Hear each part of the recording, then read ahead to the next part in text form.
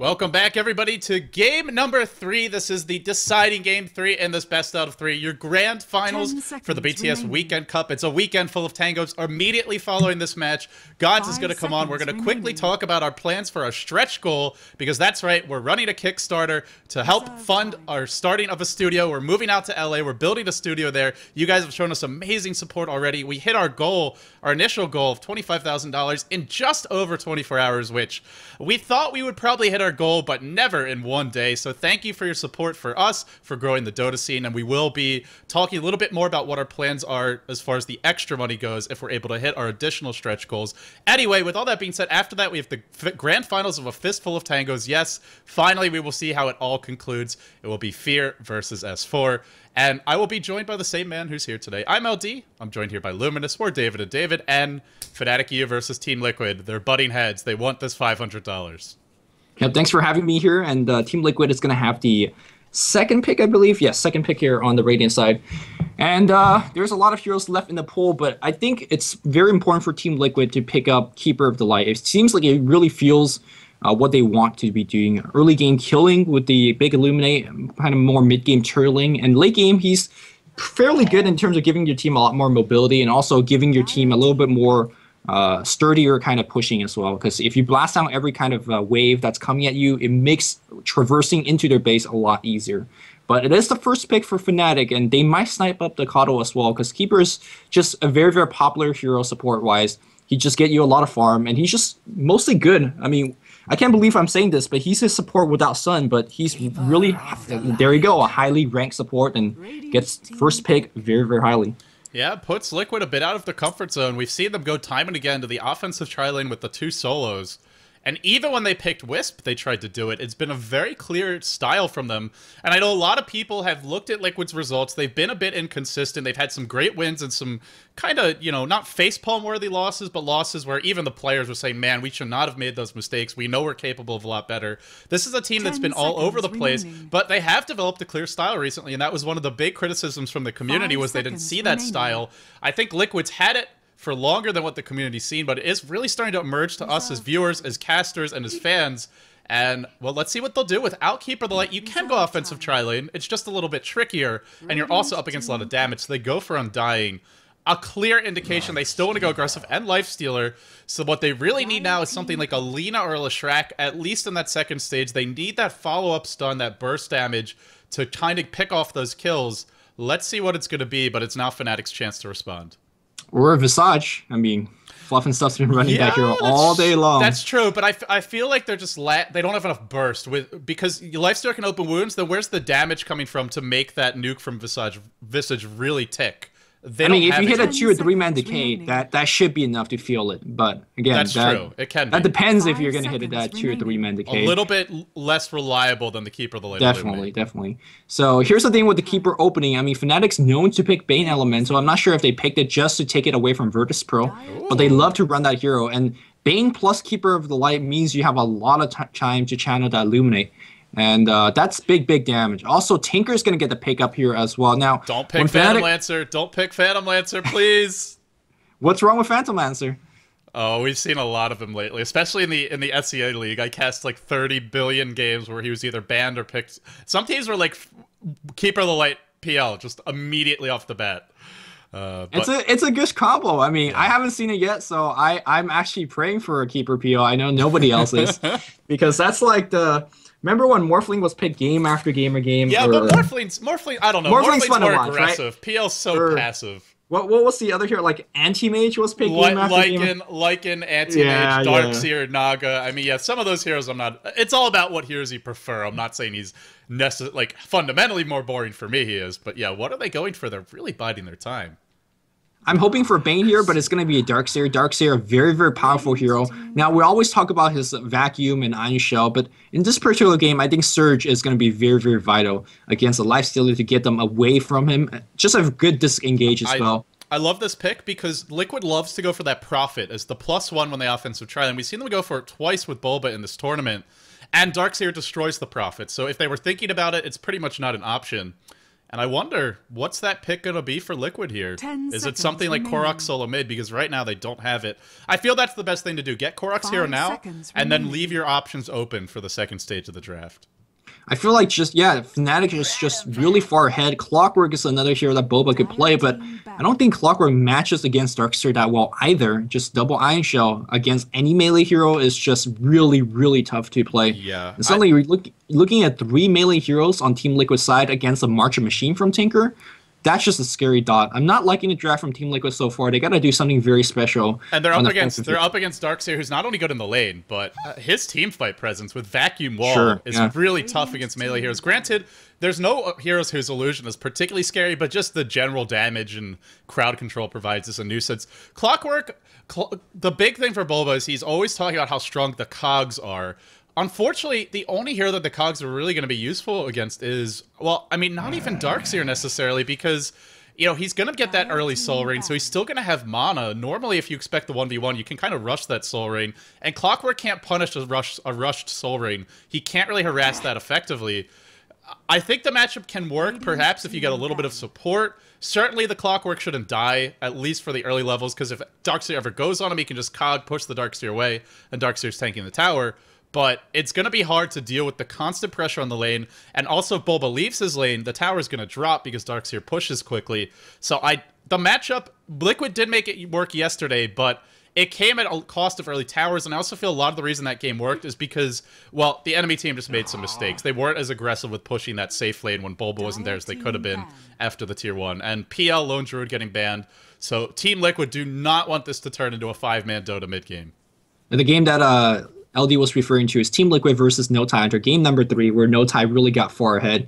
And I can tell you that speaking with Eternal Envy, he is not happy with how the game ended with a big lead. And to quote his words, he kind of basically threw it all away. But back to this particular game, I think you're absolutely right in terms of Darkseer versus Clock matchup. Darkseer is going to have the advantage there. But what Clock really provides for this team is that a way to actually kind of pierce into the... Yeah, start the fight. That's very, very key, because when you're sitting back and eating Counter Blast and Marcher Machine all day, you don't have an opening to go in.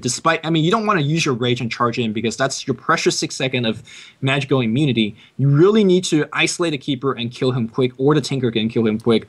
Clockwork's one of the best hero to do that. We see in Chinese games that they prefer more of a finesse hero in the sense of a Night Stalker and kind of run around and initiate from back. Clockwork just goes in straight from the front and start the fight that way. So he's one of the manliest. And I don't know, have you seen that clip? It was such a good video with the Clockwork and the Axe who get vacuumed up onto a hill in the river. It should have been a Clockwork and a Lifestealer, because this actually can happen. Clock can hook with the Lifestealer into the middle of the fight, infest inside of him. Sure, yeah. Technically, that is the one way that Clockwork can bring allies with him, which I'm not sure people mentioned in the thread, but people were like, I wish you could do that. You can with Team Liquid's lineup, so that's pretty cute combo. And let's see what they go for here in the second stage. Like you said, it's triple melee. They're also lacking of reliable disables, and now Fnatic gets their hands on the best support counter to Lifestealer. They pick up the Shadow Demon. Yep. And that's going to make life extremely difficult. Rage? What Rage? I've heard you. The Rage doesn't come off, but he's not moving at all. You want to hit on a target? We'll disrupt him as well. So that makes the Clockwork a lot worse as a hero. I'm surprised Team Liquid did not ban it out, because it doesn't matter if you get the Keeper isolated. A quick disruption is going to set you away. I mean, even if they ban the Shadow Demon, there's also things like a Vengeful Spirit that can also bring allies out of COG. So it's just very, very tough just looking at the draft from Fnatic. Or for Team Liquid. But draft is a big part of the game, but it's not the entirety of the game, so it comes down to play as well. Enchantress is going to be played. I think yesterday in the matchup against NoTie Hunter, Fluff played the Enchantress, is that correct? Yeah, he played the Enchantress, and I think it actually worked pretty... I'm trying to remember exactly what happened that game. I want to say, like, he went for one dive top, but there was no creeps because there's just constant Illuminate spam in the lane. And so a lot of the dives weren't that successful. But if they can find the right setup, sometimes Shadow Demon's Disruption actually works against your own team and allows the Enchantress to get a great initiation. Fnatic goes AM, and the late game clearly in favor of Fnatic. If they have a decent start, they have great counter push, they've got great team fight, they've got 5 AM, actually 6 AM potential, or no, 5 AM potential, with the Darkseer, Shadow Demon, and Anti-Mage. I'm thinking of the old Darkseer. So they have a lot of illusions available to their team. Team Liquid has to win this laning stage, and they have to win it very hard. And I'm not sure whether they can. I really dislike Enchantress here. I mean, who are you actually going to gank? On one lane, Surge is going to get him out. On the other lane, you're running through multiple marches. And the other lane, you have Shadow Demon Disrupt and Anti-Mage Blink. How are you going to get anything killed? And of course, the availability thing is that you can push, but you're pushing against Keeper of the Light. So, as well as Iron Shell, which is fairly... And March, which is fairly difficult to push down against. So... what I'm pointing out is the stuff I see on paper. Oh, this is it. This is the way to go. Korok Storm? All right. I mean, if you're going for this kind of an aggressive lineup, you need a snowball carry to go mid. And he's a great combo with Lifestealer. They have three cores in the Clock, the Lifestealer, and the Storm, who could just instantly join the fights.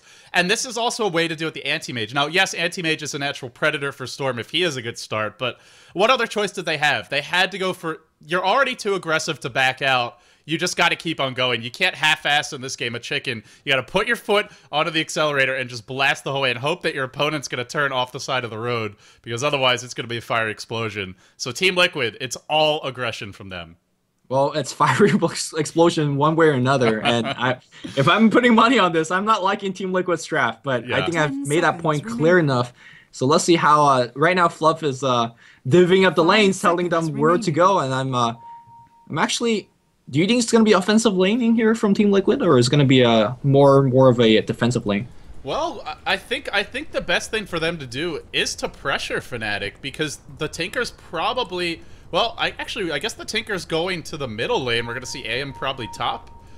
One thing Fnatic could try to do in this game is get Anti-Mage matched up 1v1 versus Clockwork, and then they could try and run something a little bit creative with their other lanes. So we may see the Anti-Mage as one of the solos, maybe in the... You could even run him off lane if it's a 1v1, and like you said, he's not going to be gankable. He's been pulled a lot. So I think they could try and find that matchup, and then the mid lane could be Tinker. He's a bit easy to gank, especially against the hero like Enchantress, but you can put Tinker mid, and then if you run Darkseer in the safe lane, you could do a lot of stacking and pulling and farming with Ion Shell and Illuminate. And how do you kill a tri-lane with the Darkseer? Because the one easily ganked hero is the Tinker. The other option is put Tinker safe lane and then put Darkseer mid, which could also work quite well. So I think we might even see the Anti-Mage try to go 1v1 versus Clock. Yeah, I just feel like there's so many easy lanes for Fnatic because their heroes is just tough to gank. I mean, even with Tinker mid, he's gonna be tough to gank, provided he goes for the March build, right? Yeah. You march it up, when you see the gank coming, you blind a hero with your laser, and suddenly everybody's taking a whole load of damage. So it really comes down to Enchantress fighting that Dark Troll Warlord and ganking things like Anti-Mage to kind of shut down Blink, but I'm not liking the potential here for Fnatic to escape, so we'll see how it goes. But if Liquid has a good start, Fnatic is running a split push lineup they're running as stall the game, get AM fat, create some space with Tinker lineup, and Storm Lifestealer is a great way to punish that. If Korok can get his Orchid, AM's not going to be able to blink away, Tinker's not going to be able to really do anything because he'll be taking damage at that point, so he won't be able to use his Blink Dagger, and I know Hani loves his Blink. I haven't seen him really go 4-staff too much. Once in a while he does. So it could work for Liquid, but there's only one way to win this game. With Fnatic, there's many, and generally that's a dangerous place to be in a draft, but hey, this is how Liquid has been playing, so at least they're sticking with what they're comfortable with. And it looks like Korok's been pulled a lot of regen here, starting with the Null Talisman and a bunch of healing. Are they going defensive tri-lane? Ooh. Interesting. Back in the days of Quantic, when Korok was, I believe, the captain, when he played Storm, it was always a safe lane Storm, a tri-lane Storm even sometimes, to get him quick farm. But I'm not sure if it's going to be similar. Also, similarly, we do see Era being pulled up the wazoo with the Poor Man's Shield, as well as now a ward as well. Give that ward to the Anti-Mage and let him ward it up. Yes, he will do so. He's padding his stats. It used to a blasphemous act, I have to say, when he's warding there for you as well. The thing about it is that if he's pulled up like this, and if he's up against, for example, Boba in a 1v1 situation, Boba does not stand a chance. Just in the simple fact that he has way more gold than Boba has to work with. But seems like both teams is kind of traversing through the jungle and placing their lanes right now. Oh, someone's got the Bastion announcer. I could change that. Nice. Quickly, Lumi, let's introduce the teams. On the side of Team Liquid, we've got the captain, Fluff and Stuff himself, with the hair to go with it. He's got the early Smoke of Deceit picked up. He's got to check bottom room, there will be a regen there. IX Mike playing the Undying. We're going to see Boba on the offlane Clock. We may actually see dual lanes here. Solo mid Lifestealer, perhaps? Interesting. TC's going mid on the Lifestealer. Really nice block. The range creeps in front, so his lane is going to be pushing hard and deny a lot of experience to the AM. They're sending Era solo mid. I think they might have been expecting the Storm to be here. And Korok's actually going safe lane, so Korok on that Storm. A lot of interesting laning choices. And who do we have on the side of Fnatic? Yeah, we have Era going mid here on the AM, on the bot lane here, Trixie on the Darkseer. Darkseer should be absolutely fine against Storm. But Storm, I mean, with his Remnant, he could blow up creeps fairly quickly.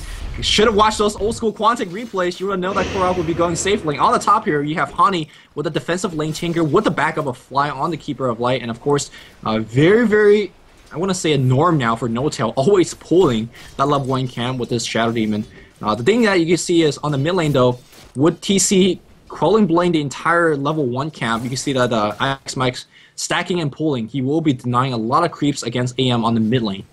Yeah, they will be able to deny this AM, but Tinker is going to have free farm. And honestly, I'd rather slow down. I mean, it's not an easy choice. It's like, do you want to die by fire or by ice? You can either get frostbitten to death or you can just explode in a cloud of flames. If AM gets fat, that's trouble. If the Tinker gets the early boots to travel, that creates space for the AM to get fat, and that's trouble. So, we'll have to see Fluff and stuff. It really comes down to him and him alone. If he has some good early roaming, they can find some kills. But without it, somebody's getting big on Fnatic, and it's a hero that you just can't deal with. And even Trixie's going to get quite a bit of farm on this bottom lane. I'm not too sure whether that's Team Liquid's goal. I mean, if they want to actually put on early game pressure, you don't want to be pulling with your... oh, looks like Trixie might be a little bit trouble on the bot lane here. He's gonna... Nice body blocking, at least attempt here. Korok's gonna apply the slow, and look at the trapping set. Ursa Warrior coming from one side, the Remnant providing side. Trixie's gonna try to TP out. Is he gonna make it? No, he does not. Korok draws FB. Huge play here. You do not want to give that kind of start to Storm. We talked about Fluff making that stuff. I thought he was gonna be jungling, and the reason I believe that he was jungling because Ix Mike is also jungling. Look at Hera placing another ward to block off that pull camp, and he really needs to do so. And suddenly, Team Liquid looking pretty good in this early game. And are they going to do a bit of a... Nope, NoTail's going to rotate down bottom, and this is something they can do. They don't really need that Shadow Demon top, and Keeper of the Light Tinker can, by themselves, really frustrate Bulba. They can do a lot of pulling and farming. TC is having absolute freeform, though. 15-3. Era still pretty heavily pulled. He's got 5 tangos and a salve, so he's having a decent time of it. That gank bottom, I mean, like, I don't think Fluff was necessarily planning on going for the early kill, but the Remnant and the auto attack with double points and overload hit Trixie. So Trixie tanked like 300 damage in a nuke, or maybe 250, something like that. A lot of nuke damage, and as a result, they went in. But had that not happened, Trixie would have lived. There was no points in Vortex, so Korok was going for just the 1v1 harassment build. If you want to kill, you get a point in your Electric Vortex at that point. So a bit of just a mistake there, really, from Trixie in the end. Yeah, now, also because he was playing blind earlier, we saw NoTail, the Shadow Demon, coming by to drop a ward on that kind of high ground over there, and now Trixie should see Fluff coming, and all these ganks would not be too helpful, and you can see that Fluff is going to just mostly stay in the jungle. He's actually got a point into stats, mostly just looking for a quick level 6. Same thing here for Ix Mike, just want those early game levels, and once Storm gets going, they're going to start doing a lot more aggression, and that's when the time for Team Liquid to shine or to blow up in a fiery explosion, whatever you call it, that's their time to go. This actually looks really good because they got that first blood. Korok can easily deal with the Darkseer 1v1. He's up to 1,600 gold. I mean, knowing Korok, he likes his Midas. It's kind of a weird item on Storm, but we'll see what he goes for. It could be Power Treads, could be that Orchid Rush, or Fast Orchid would be very potent this game. Either way, Storm's having a good start. We see the Lifesteal having a great start. And if these two have a good start, they can gank those split pushers. Mid lane, though, here comes the Disruption. And Era's going for the surround. He doesn't quite get it. TC mans up a bit, but Rage will be there. And TC, out of mana at this point, has gone for an early Rain of Basilius to help really keep the creeps alive longer while they're doing all these mid pulls. Yep. The farmer here on the top lane, Hani, of course, using his Marching Machine as well. It's just purely right-click, but Marching Machine will really zone Boba out of lane like you see doing so right now. But on the other side of the map here, Korok doing fairly good as well. He's level 6, 1,800 gold. God knows what he is building, but I guess, see, when you have this kind of early game lead, a Bloodstone might not be too bad as well, because he is expected to do a lot of ganks. And when those ganks go your way, a very, very highly charged Bloodstone could be, the thing to win you the game. What's it gonna be, Korok? Spend that gold, buddy. He's sitting on it. He's sitting on it. Not buying anything yet. Just really thinking about what he wants to go for, I guess. You can go for a Naked Orchid, but really, it's generally more efficient just to get those treads and go for... Oh, he's purchased something. Is it the Midas? It is the Midas. Midas Storm. I told you, this is Korok, man. He loves his Midas. I mean, it's not really about the goal, I think, in this case here. It's about getting that level 16 as soon as possible. I think one of the more underestimated thing about Midas is the fact that it's the only item in the entire game that gets you free EXP out of nowhere. And we're going to see Korok really exploit that and pull himself very far ahead, because it's up to him to stop Hani. It's up to him to stop Era.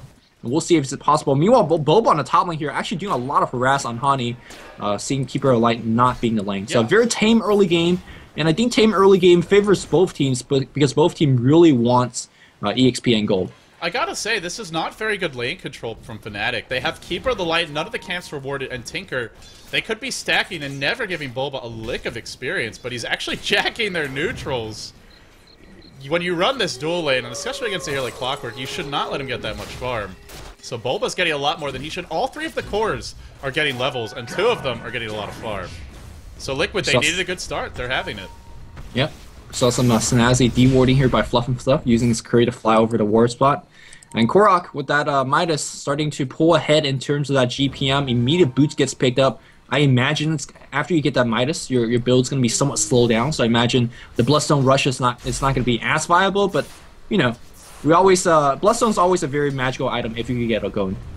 Korok with the early Midas. The downside of this is... Oh, mid lane? No, they're not going in. Is you don't have regen, and Ion Shell becomes very annoying. You can Midas a creep with Ion Shell on it, but it's got a very long cooldown, so that's something you can only do once in a while. We'll maybe see him top lane here looks like they're hooking right in, but he gets disrupted. Boba fighting 2-3 supports at the same time. He's going to get a rocket to the face. That cog, ever so annoying. Illuminate to follow up as well. Clockwork, without any type of regen, is he bottle crawling? Yes, he is. Here comes the phase boot as well as the charged up bottle waiting for him to consume. They're going for multiple Midases. Fluff also sitting on Gloves of Haste. They're going for the semi-carry Enchantress. The Lifestealer may go Midas as well. Although, what is... No, he's going phase boot. So only double Midas. Damn it, Liquid. 1 Midas short of being EG status here, but still pretty interesting choice from them. They want to take this late. I keep telling Fluff and Stuff that Midas on support is no joke, and at first he's like, yeah, I don't know. Well, he's doing it right now, so Fluff and Stuff. Yeah, Midas, one thing about Midas is that when you hit level 16 on support, it's insane, because nobody actually expects a very highly level support. They suddenly get a lot tankier, they do a lot more damage, and they farm a lot faster as well. It's free ward 100 in seconds. And also Impetus is very powerful against Anti-Mage. He relies on that spell shield, he relies on that high base armor. Impetus doesn't care about that, it's pure damage. But Hani's already got Boots of Travel at 8 minutes in, and we'll have to see. It really comes down to the Storm moving around the map to set up kills. Will they start going for those soon? If they're not, then now the rotation comes in. We're going to see Anti-Mage just start farming top, and now Tinker is just going to hold the mid lane. They can jump him with that Storm, but they really need the Storm or the Clockwork to be going in to set up kills. And for the moment, they're not going for it. When you're getting double Midas, you have a very fine line of being greedy as well as crossing it too much and never really doing that gank. And right now, everybody is being extremely greedy in both the gold and EXP department. Ix Mike has not left that level 1 pull camp for the longest time. And stuff has not, aside from that one gank, left jungle. I think they will be doing a smoke gank right now. Okay, he's not going Midas. He's gone Treads instead. Ooh, I'm disappointed. I guess the Gloves of I don't know. It helps you jungle faster. Yeah, but even the boots can just allow you to move around quicker and get creep sooner. I mean, and also there's the threat of ganking. I think it's a little strange if he just wants to jungle. Well, he knows he's not going to be ganking because he's going to just be farming. And I guess you stand there most of the time right-clicking anyway. So it mathematically next it does level help Enchantress. Yeah. So Fluff and Stuff with that troll. But disappointing. Korok does have that Midas, not using it right now. He does pop it, and he's up to 1,600 gold. Still, no sign of what build he's going to go for. Oh, he's got to be rushing the Orchid. That's just going to destroy the Anti-Mage. You can go Bloodstone. It's not a bad item. He may go for it, in fact. Yep, Ring of Health picked up. So probably the Bloodstone. You can just get a casual Ring of Health. But normally, if you're going Orchid, you really want to rush it, because you want to get that before the Anti-Mage's Mad style. Ideally, just as soon as possible, so you can start setting up soul kills. And here comes the smoke gank. Fluff is level 7 already at 9 minutes in. Trixie, oh, they couldn't get the net. He's gonna get away. Or no, maybe not. Oh, Ix Mike sees them, and he's very slow. Where's the Tombstone? Tombstone will provide a lot of slow. There's a Tombstone, and they get yet another very important kill. Darkseer was doing very well on the bot lane, but Hani, what you doing? Hani just sticks around, throws out the march. Fluff, no slow. Hani might drop it. Nope, they have a hook. They need a hook. They need a hook here. They do open wounds, and right now, there's a rocket. There's a buyback from the Darkseer. They nice hook in for the kill. Big Illuminate's going to do quite a bit of damage, and let's see how many Team Liquid is going to lose. Are they going to lose any at all? No, No-Tail also dropped. Fluff is going to probably dive vacuum into Illuminate. 2 people are so low. There's a... Oh, no. Chi support goes down here, but that's fine. I think Team Liquid is okay with that trade. They got the kill on Tinker. They got the kill on Darkseer, and all the meanwhile, Korok is having literal free farm on that bot lane. Anti-Mage is starting to get his own, but it's just a whole nother realm of free farm for Korok. Look at the net worth. He's 2k net worth ahead. That's the cost of the Midas, so even factoring in the Midas, he's ahead, and he's only going to get farther and farther ahead. Also, he's level freaking 9, and he's got the 3 points in Electric Vortex now, so he's really dominated his lane. He's gotten a lot of free farm, and Trixie also bought back in that fight, so definitely a victory for Liquid there. And well, the late ganking from Enchantress, we almost always see sort of that Navi-style Enchantress where Puppy's just all over the map, constantly going for ganks early, and he will go carry Enchant, but he does it later on in the game. He's not as he's a lot more aggressive early, but we see Impetus is a very dangerous ganking spell, and Fnatic just underestimated the amount of damage it could do there. The Shadow Demon TP'd in, just died in like 3 imps. Yeah, and suddenly at this point here, who do you actually send on the bot lane against Korok? Because he has enough item to solo kill just about anybody, unless it's like a Darkseer or an Anti-Mage. So you can't send a Keeper on that lane, you can't send a No-Tail on that lane. So he is getting free farm, he's pressuring your tower, and sooner or later you gotta do something about it. But meanwhile, they want to focus up on top. Clockwork is... Or no, sorry, IX Mike is going to be the kill attempt here, and even Tinker TP's in here. They need a vacuum. Where's that vacuum? Disruption's going to be there, and I do believe IX Mike should be dead unless you drop a big decay. Well, he does gain a lot of health, but he also drops off a tombstone to feed somebody else more gold before he dies. IX Mike pinged there a few times. It must have been a misclick, because I thought they were going to bait that and have the Clockwork, the Lifestealer, and the Storm all arrive at the lane. Could have been. They do have a great baiting lineup because they're so mobile with counter ganky, but wasn't the case. Looks like they're just going to give up the kill, and now the tower under siege. Well, they're going to use Rocket and whatnot to defend this clock. Oh, looks like we're going to see some Nyx bomb here. Boba does have a haste as well. They're going to focus right there on Era, but Era's going to try to blink, but hasten. Boba's going to come right in. Era in big trouble. There's a disruption. Now should focus on No-Tail. They still want Era. Boba taking a lot of damage. Eats a Mana Void to the face. Well, the baiters got baited. And Korok's just farming. He is very freaking fat, but he's not coming to the fights just yet. He wants to get that Bloodstone out as quickly as possible, and he should have it relatively soon. Does he already have the... he's already got the Perseverance, so he's about 2.2k, up 2.3k away, and here they go bottom lane onto Trixie. Look at the burst. Even the Storm is no match for the might of this... the Darkseer is no match for the might of this Storm. Yeah, I mean, like I said, who do you actually send against Korok this time? Fluff came out and helped this time, and it's going to be a free tier 1 tower. And we are very, very close to that Bloodstone. Not exactly the fastest Bloodstone of all time because of the Midas, but a very highly level Storm at that. He's just 1 piece away. And once you get that Bloodstone, everybody on the map should fear him. And we haven't seen the full combo. The Clockwork, the Lifestealer Infest, and the Storm just instantly jumping into the fights, and then Enchantress showing up for some secondary damage. We still haven't seen the full potential of this Liquid lineup. AM's been shut down. Tinker is getting a lot of farm. Hani sitting at 5k, but just nowhere really near the Storm, who's now up to 7.4. He even got the last hit on the tower. Korok is so freaking huge that I don't know. I mean, this Storm is almost... They don't have many stuns for him. The Anti-Mage Mana Void is the main way that they can kill him. Like, Anti-Mage is quite squishy. Well, if Hani ever gets up to his Hex, Perma-Hex is a very, very good way to deal with Storm as well, but he's Hani's a long way off. Yeah, he's a long way from there as well. Let's not forget about Keeper's Mana Leak. It's very, very annoying to play against that as a Storm, so there's that. And also there's Disruption and whatnot to make Storm waste more mana zipping around in a fight, but these are kind of the small things. They really just make sure that Storm is highly leveled enough with that fast Bloodstone, and he's going to start setting up ganks all over the place. The good news for Fnatic is, although they're really on the back foot here, they haven't lost any towers yet aside from the tier 1 bottom.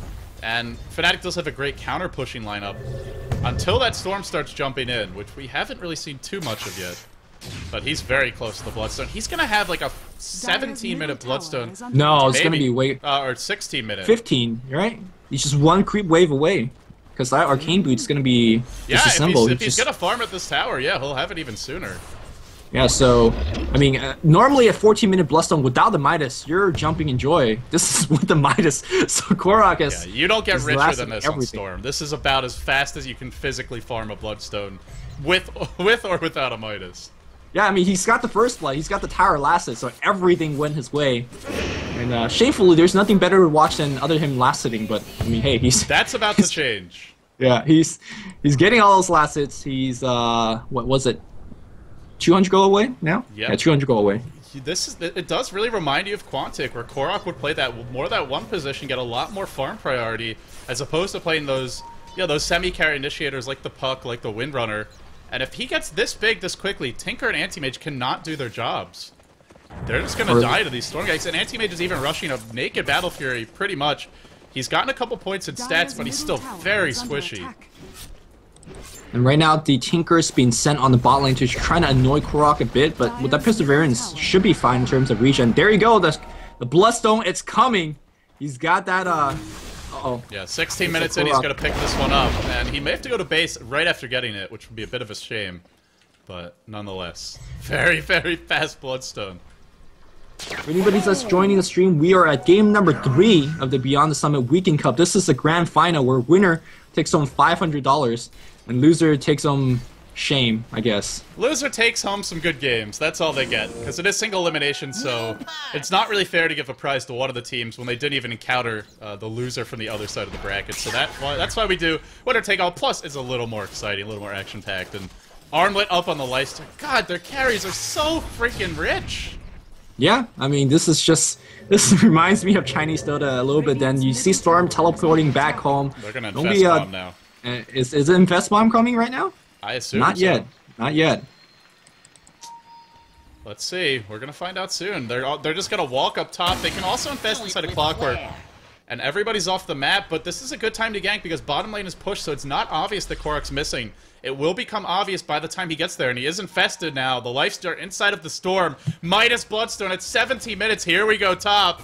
I don't think they're prepared for this. There is an Observer Ward here. Anybody who's spotted is just flat out dead. And I don't think Fnatic has any way to counter this Storm. The Anti-Mage Monovoid is the only way.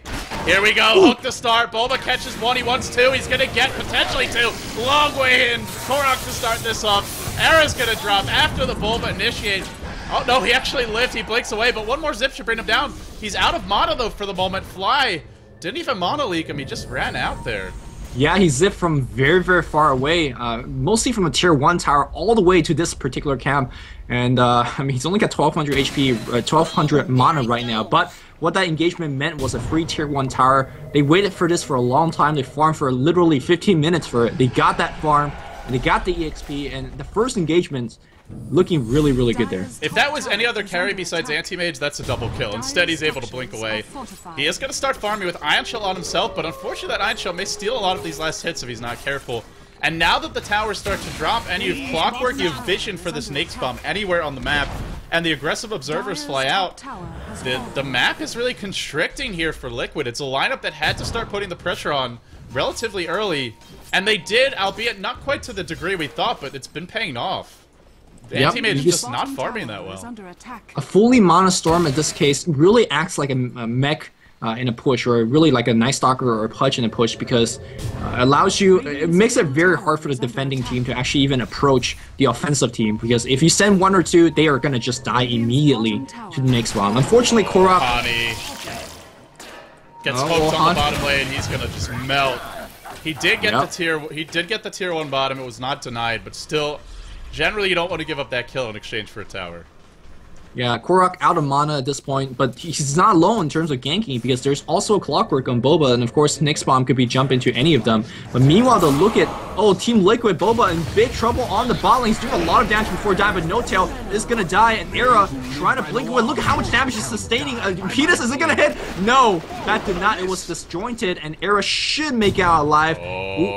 Korok comes in, he's out of mana, regening fairly quickly, but we're going to see Era trying to TP out. He's out of mana, need to regain about a couple, and he is going to have it. They probably could have gotten him there, but they just didn't know that he was too low on mana to TP immediately.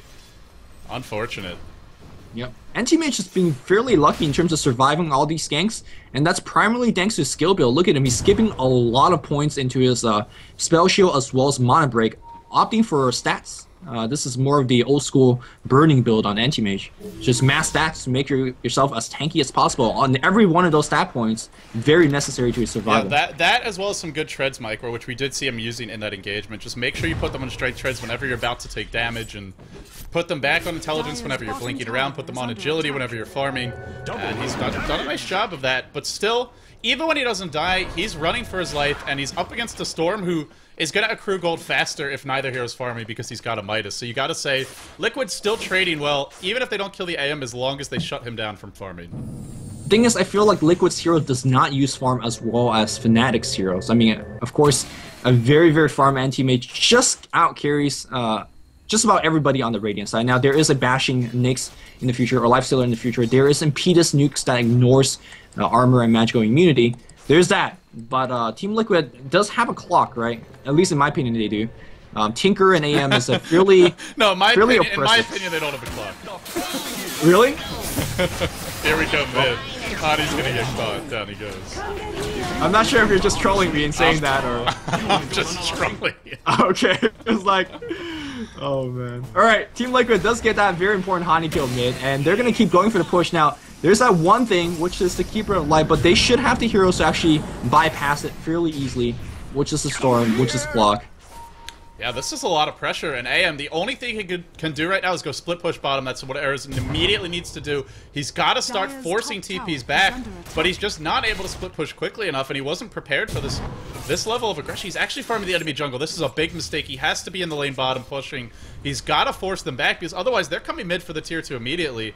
He's going to just go through the enemy jungle. He's worried about the Nyx bomb. That's why he's not doing it. But when you see the Storm and the Lifestealer top, you just got to chance it and go for the push. And now, finally, he's going to arrive in the lane. Yeah, and suddenly you see all these towers falling for Fnatic. They can't really do too much. Arrow's going to try to do some split pushing, but here comes Korok with the Lifestealer bomb. Here we go. Oh, that was a miss. Overshoots the mark badly. There's going to be one more zip. There's no mana for the pull. Arrow's just waiting. Oh. I'm sorry I laughed, but that was... it was just a little bit unlucky. He did have vision there. Bulba gets Demonic Birdfall inside of his own cogs. Now he's trying to run away. In comes Era. They're going to rejoin the fight. And remember, the Storm Lifestealer Bomb has already been used up, so the two heroes mid are just going to die. They also give up a gem. A massive overextension by Liquid. And a lot of it set up by the fact that the Anti-Mage didn't get killed off bottom. He's able to join the fight, participates in the kills, and now can go back to farming. Oh, can they go Roche? Yeah, they can. I mean, they're not the fastest Roche team. Looks like they're not going for it. If somebody tanks for AM, I mean, he dished out quite a bit of damage. It seems like they thought about it, but decided to go against it because... they just stole a gem, so I think this is more about the dewarding, it looks like. Sure, that's not bad either. Lifestealer is fairly fat with the armlet phase as well as Desolator. Just hitting really, really hard at this point, but they really needed an Orchid. I talked about early Bloodstone in a way to actually get you a lot of kills, but not against Anti-Mage. I feel like Storm hasn't been ganking the heroes like he can kill, like Keeper of the Light as well as Shadow Demon. I think that's more towards a good play on these supports. If the support's always in fog, you can't jump on them. And I think that's what Fnatic's supports has been doing. Just hiding away from Storm's vision, and Storm doesn't see you, he can't kill you. Yeah, if you go Bloodstone first, and you're up against AM, and you don't shut him down fully, I think the Orchid, or the Hex is the better way to go, and it looks like that's what Korok is headed for. Because if you try and go for that Orchid, and he has Manta out at the right time, then, especially with Disruption, he's always going to be able to get out of these fights, so I like this decision to go for the Hex here instead from Korok, but he's got to farm it, and while he's doing that, Hani's farming his own Hex. I still like Liquid's chances in this game because they're so far ahead in items. They've got the better initiation. They've got great tower diving potential. And Fnatic don't have a great counter initiate aside from Darkseer, who's a little bit unreliable against such mobile heroes. So I think it's still a game that Liquid have the advantage in. But if they lose one or two crucial I mean, aside from gold or experience, just look at matchups, I think they have the advantage. But if they lose one or two fights, this game will suddenly turn the other way.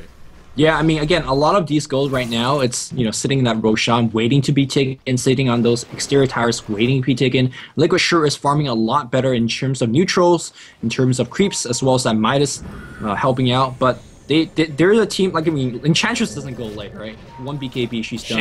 She woulda if she got Midas. She would if she got Midas, fluffing stuff. Yeah. Why defending this tower right now. The Nyx bomb, I think, was in Boba earlier, but not anymore. It's actually the one funny thing is, like, where is that Nyx? You don't often know, because he could be inside one of two heroes. So even predicting which one's going in first, it's very difficult. Meanwhile, Era doing the very smart thing, sees his tower pressure, gonna pressure up bot. He's backing out now because he doesn't know where the storm is. This is a very, very slow push for Liquid. I feel like if Era goes to this tower, they may immediately look to counter gank. Let's see if they do. He's afraid of it. He's actually going to go top instead, so they're forfeiting their tier 2 mid. This is going to be Liquid going straight for Roche after this, and I'm not sure if Fnatic can stop it. Well, I'm not sure if they would go for or bait it. They may bait the Roche, but they can certainly do something related to it. Let's see what they go for. Yeah, it's fairly dangerous because there is Illuminate, there is Blind, there is Vacuum in that pit, and that's very, very scary for Liquid to deal against. Yeah, they are got his hex. He is filthy rich. But Anti-Mage is really catching up. Anti-Mage is getting up there with 1700 gold with a Ultimate Orb, just about 1,000 away from that Manta. And once Manta's done, suddenly Storm, you know, his mana pool might be in jeopardy. If Storm ever gets Mana Void, oh god. Yeah, and even with Hex, you can still have Disruption to bail you out. So because they have the Shadow Demon, this Hex is not the auto Anti-Mage can't leave base that it would be in other games. Korok does have the Hex go right now. Haven't purchased yet. Look at, I mean, he's got what, a 17-minute Bloodstone? Look at his charges. He's got 2 charge since. I don't think he's been playing poorly. It's just that I think Fnatic's playing very well. They're just dodging. Supports are always smoked up, always hiding, and looks like there's a smoke gank coming against Boba. Boba feels like the hero that they want to kill. The question is, how quickly will those TP come?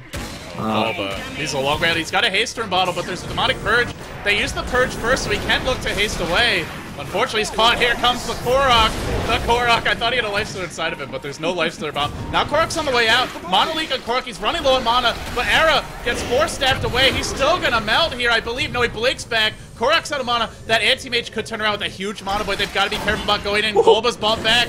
Bulba is gonna rejoin, or not bought back, but he survived. He's rejoined the fight. And what can they do? They've gotten the 2 kills on the supports.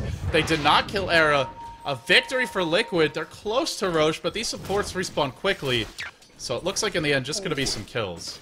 Yeah, this should be a tier 2 push attempt at the very, very least. Very, very good play here by Korok. Zoning, immediately focusing on no tail already, or no tail, excuse me. Already used that disrupt and purge, and Korok is a free kill. Also has the side fights available, so he's regenerating quite a bit of mana as we speak. And let's see if the die could defend this tier 2. This tier 2. They cannot defend this. They're not even gonna try. That's a sad thing. And then that team fight. I mean, sure, they Anti-Mage survived, but they really wanted Boba there. Not only did they not get it, they lost a tier 2 and a couple of heroes in exchange. Team Liquid at this point can go into the Roshan pit, or at least again bait it up. Anti-Mage not looking like he can go late that easily now because there's a Hex already on Korok and there's gonna be an Abyssal Blade on Lifestone. And with those 2 items. And with those 2 items, you're in trouble. And also, double Hex is coming in just a few moments. They have 6 towers. 28 minutes in, they've gotten all the outer towers. And they're just completely out-controlling the map. And look at Fluff and stuff. He's got a lot of farm. 126 CS on Enchantress. You rarely see this much farm on an Enchantress. I mean, he's mostly been AFK in the jungle. Aside from pushing a couple outer towers and joining teamfights, he's constantly in the jungle and farming. And we are kind of underestimating what Enchantress could do if you give him the farm. Korok's going to see a couple heroes. Is he going to go for the solo kill? Ooh, Trixie, he's so close to death and he doesn't even know it. Yeah, now Bulba's just strutting down mid. And face Bulba on the move. This is not... Potentially, this could be disastrous. Although there's 4 bottom. Look at the amount of protection they have to give to Anti-Mage. Normally, in an Anti-Mage game where you got a reasonably fast Battle Fury, his was kind of late, 18 minutes. I mean, actually very, very late. But... you can often just split push by yourself. You can't this game.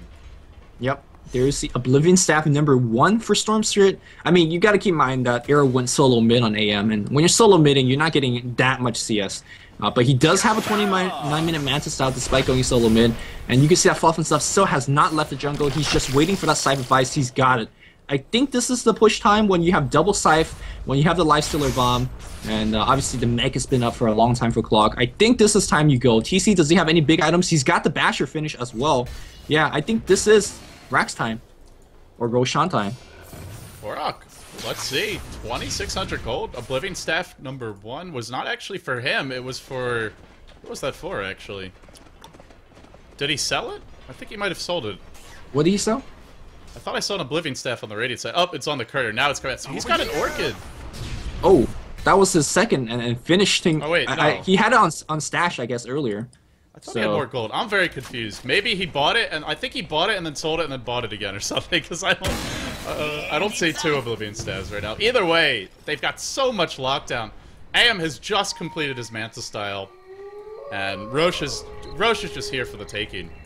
Fnatic should not even try to contest this. They should split push. They should just try and stall. There's just no way to contest it. Ooh, there's a DD rune on Korok.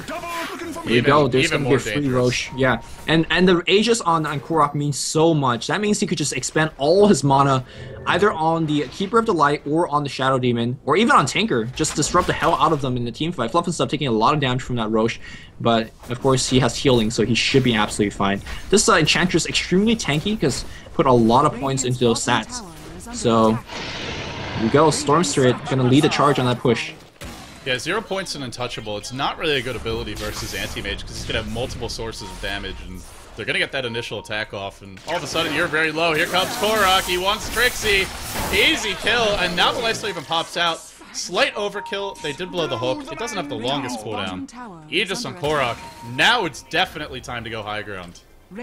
Definitely. Yeah, I thought using both the Cypher Vice, the hook, and the Infest Bomb was a little bit overkill, but you never know who's going to be coming. If the disruption is going to come, that's really going to ruin your day. And the March spam, as well as the Illuminate spam, you can see how much damage it's actually doing. And it looks like they're going to go on Flood, but Korok, that's the Aegis, he doesn't care. There's a Cypher Vice from Tinker. They actually got one before Korok jumps away. He still dies. Oh, that's not the best way you want to use that agent. It looks like that you have to take a fight here. Get Cypher Vice up here on Korok, as well as Monolith. Korok running away. He can zip. But the thing is, they lost Aegis basically for nothing, and Darkseer's back in 9 seconds. I think Team Liquid just lost a big momentum. Yeah, now he's got his Orchid. He's got Orchid and he's got Hex. He's got to keep on finding those kills. The Aegis is a crucial component of breaking high ground. They were just not quite on the same page, and a lot of it goes back to the fact that TC popped out there, blew his Infest, they also blew the hook.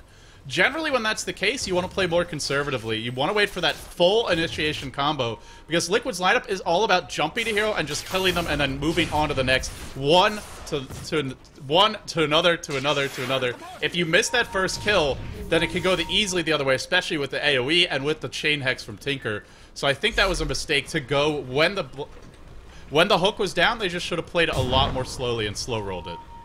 But here's the thing, though. Look at how defensive Fnatic is right now, despite the fact that the Radiant doesn't have his entire combo. Because there's a Storm that's so big, or get Cypher Vice, they can't actually go out and farm by themselves, because Storm will find you, and he will kill you. Meanwhile, Team Liquid is farming all over the Radiant jungle. In fact, they're going to set up their own smoke gank, and it's very, very not obvious, considering that there is a smoke on Radiant side, because the creep equilibrium is very, very much so pushed, and Team H is going to try his best to split push and put some pressure, and hopefully draw a TP from the Radiant on the bot lane. But right now, Team Liquid is roaming the map like they own it, because they do.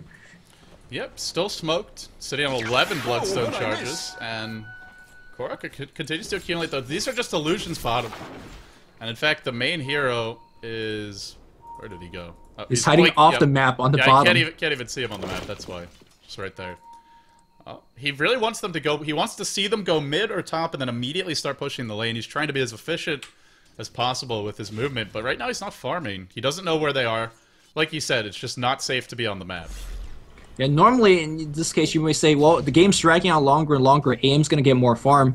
I mean, look at the entire Fnatic team. They're sitting in their base, they're getting 0 farm. AM's not getting farm either. The only person that's really farming is Korok, Storm, and to a lesser extent, the Lifestealer farming Ancients and whatnot. So if this game drags on the way that it is going right now, Liquid has Laking. Oh, this could be a huge engagement. They may be able to get Korok here. They need the Hex immediately. Hani's going to start with the Hex. Anti-Mage is coming right now. They need another Hex, but he gets Hexed by Enchantress. Fluff and Stuff was waiting in the trees. Hani's taking a lot of damage. He gets defensively disrupted. Storm's dipping here. Storm's dipping there. Zip, zap, zoom. He wants some more kills, but he's out of mana right now. Now the Silence and Era. He doesn't actually Manta style. Oh, it's already been used. In fact, Korok's going to drop, though. That's such a big kill. Can they get any more? He blinks away. When the fight sort of wraps up, there's 2 heroes dead. Now the chase onto Trixie. He's going to pick up a double damager and keep on trucking. Keep on hoofing, Trixie. Don't die now.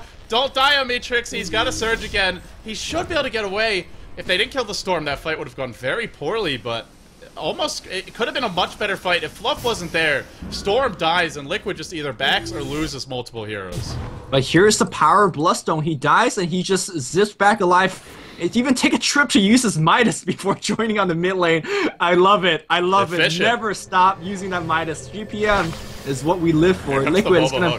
Yeah, well, here we go. He's gonna attempt it at least. Rocket for a little bit side. Nyx bomb is ready to go. Hook misses. One of the rare misses from Boba, and they're gonna just go right in. No-Tail gets initiated. He's gonna self-disrupt. That means his teammate's not gonna get to self-disrupt. Where's the vacuum from Trixie? No-Tail still alive. Wow, I can't believe he made it out there. Boba getting all his mana drained, but Korok back in the middle thanks to his Bloodstone. And he could jump right on Honey if he wants to do so. Tower's gonna go down for sure. And the question is, can Team Liquid take a very crucial Rax right now? They have to back off because Anti-Mage is alive. The reason they went high ground there, the reason they forced it, Darkseer used Vacuum Wall, so they didn't have it available to defend. If that was up, Liquid would not have been so aggressive, especially with Korok not even there at the fight. And if the hook had hit, that could have easily been Rax, so you know, fortunate there that they were able to stall a little bit longer. But that just shows you, Fnatic's team fight is incredibly reliant on that Darkseer wall, because Anti-Mage is just not farmed enough yet to solo kill heroes quickly. And I don't think, I mean, it's going to take him at least 2 more items to do that, unless the next item will be a BKB, because the amount of silences as well as Cypher Vice, it's going to be tough. And even when he does get the BKB, I mean, there is a looming Abyssal Blade possible. Seems like TC's opting for just raw HP at this point, which I'm not sure if I like. I feel like he's already very, very tank enough, and to be honest, the Dire is most likely to focus on the Storm first. I think there's more high priority target to focus on the Lifestealer. I would like to see the Abyssal Blade, but Basher by itself is still a pretty good pickup, and you're pretty likely to get a Bash with just because you have Rage. You have a lot of attack speed. Well, as well as the Armlet, that does give you a decent amount of attack speed, but he has Heart right now, 2600 HP, a heck lot of damage. And here we go, it looks like Fnatic's trying to do some shenanigans in the Radiant jungle. Both teams in this particular... Oh, looks like the Hugin against Hani, and Hani doesn't have anything like Force Staff or Blink. He's gonna be trapped there, and Hani is dead. No buyback. Buyback? Oh, here comes Storm. He's zipping. He's still going.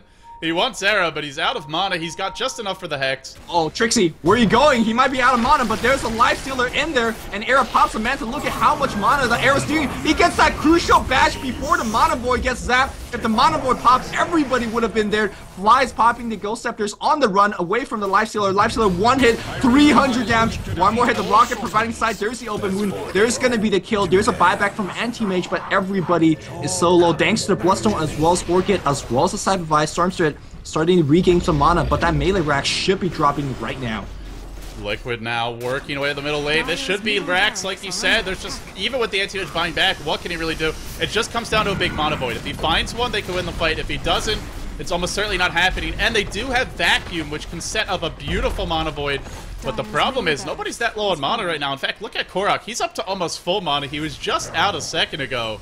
And with this many, let me check his mana regen, because that's just insane. 46 mana regen, and that's with only 9 Bloodstone charges, which is very few for a Bloodstone he got this early. And now, if they go on Era and they kill him, the game is over, because he doesn't have buyback.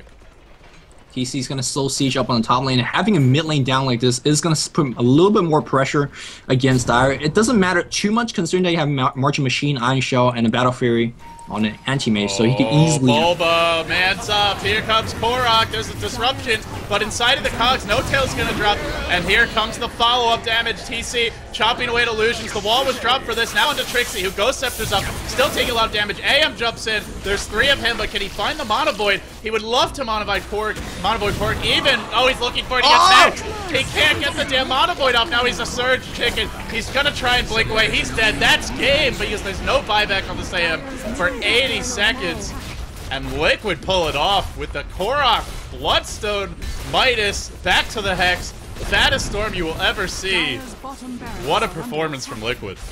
It's so sad when you hear the Mana Boy sound, and then the animation doesn't go off because of Cypher Vice and things of that nature. Fluff was dishing out damage up the wazoo, level 16 with a Tread's attack speed.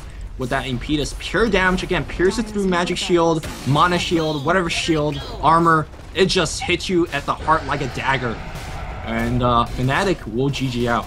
So Team Liquid takes the $500 cup, and we had some pretty stiff competition here. Whether you look at No Tidehunter, who's obviously your DreamHack champions, they've been playing well online as of late for the most part. Even a team like Fnatic. Fnatic's had some very impressive wins, and of course Virtus Pro, I'd say, one of the strongest teams right now in the North American European scene, period, if a bit unconventional. A big win for Liquid in this tournament. I think it's their first tournament win as a team, albeit this is a smaller cup. Unless I'm missing something. But, I mean, you can see that Korok's trying to get some Bloodstone charges. I mean, why the heck not, right? Oh, you. Too much. So Team Liquid, $100 for each of these guys. Not a bad day's pay for a couple best out of threes. Lumi, this is going to wrap it up for the BTS Weekend Cup. Team Liquid are your champions. Fnatic, second place. Just walk home with some practice, as well as hopefully some pride intact. But Liquid do it, and they do it in style. They do it with one of Korok's signature heroes, along with the Morphling, used to be his top 2. And they ran him safe lane. So Liquid showing a little bit of versatility in this game, not just the offensive tri-lane and the 2 strong map-controlling solos, but now a little bit more of a multiple semi-carry, some versatility from them. Liquid take the cup, but we're not done yet, guys. A Fistful of Tangos is coming up next. The grand finals awaits. Fear versus S4 will be starting in about 15-20 minutes or so, maybe a little bit less than that. But stay tuned for more action coming up here on Beyond the Summit.